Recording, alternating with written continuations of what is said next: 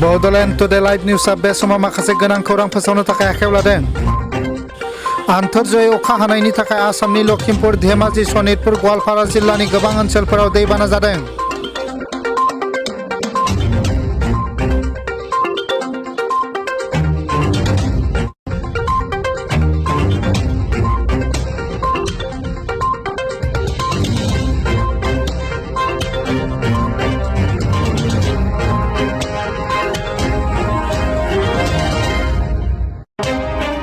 गोबांथार अखा हानायनि थाखाय आसामनि गोबां गामिफोरा लोमदों आरो लामा दालां खुरखालांदों।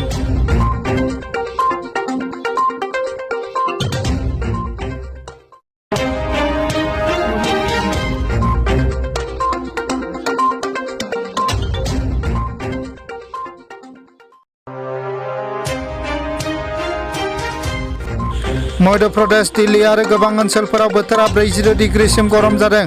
सरकारा न' सिंनिफ्राय ओंखारनो थाखाय बादा होदों। फैगौ 28 मेसिमहालागै बेबायदि बोथोरा गरम जानो हागौ होननानै बोथोर बिगियान केन्द्रआ फोसावदों।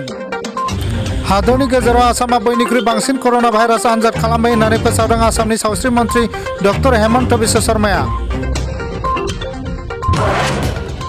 भारतनि गोबांथार कर'ना भाइरास पजिटिभ थानाय केरालाया दासिम सा 52,777 सुबुंनि देहायाव आनजाद खालामनाय जादों आरो फारसेथिं आसामाव दासिम 55,862 सुबुंनि देहायाव आनजाद खालामनाय जाबाय।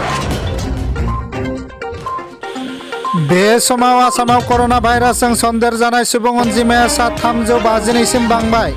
भारत नाङै सन्देरजानाय सुबुं अनजिमाया सा 1,33,868। गाबोननिफ्राय मोनफ्रोमबो हादरसायाव बिरग्रा दिङा सोलिनायनि थांखि लाबाय मिरु सरकारा। गाव गावनि हादरसायाव थांग्रा फैग्रा सुबुंफोरा बे सुजुगखौ लानो हासिगोन। नाथाय साफ्रोमबो दावबायारिफ्रा आर'ग्य सेतु एपखौ डाउनल'ड खालामनानै लानांगोन।